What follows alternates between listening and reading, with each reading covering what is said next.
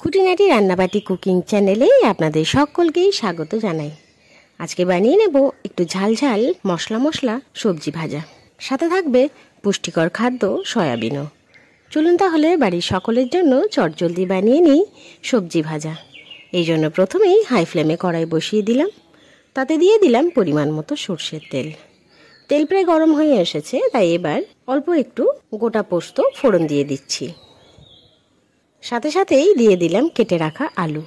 Normally যেমন আলু আমরা কাটি ভাজার জন্য সেরকমভাবেই কেটেছি।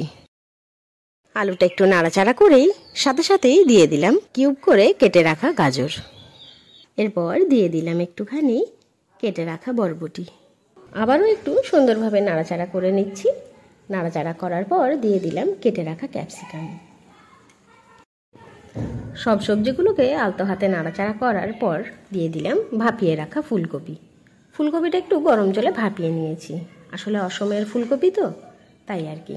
এবার সুন্দরভাবে নাড়াচাড়া করে সমস্ত সবজি একে অপরের সঙ্গে ভালোভাবে ভেজে নিচ্ছি।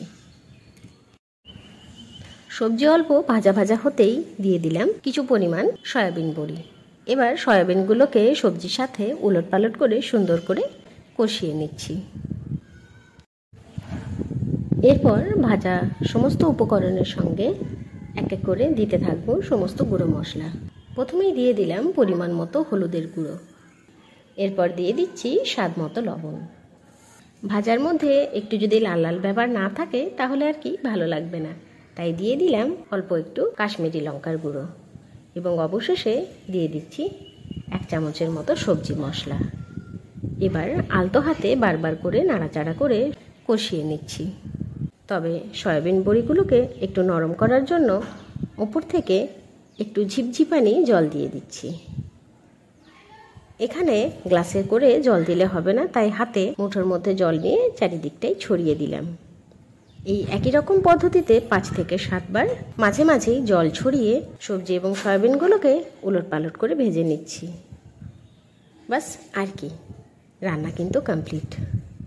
সমস্ত সবজি এবং সয়াবিন সুন্দরভাবে ভাজা হয়ে গেছে। সয়াবিনগুলো কিন্তু বেশ নরম হয়েছে এবং সাথে রয়েছে পোস্তর দানা।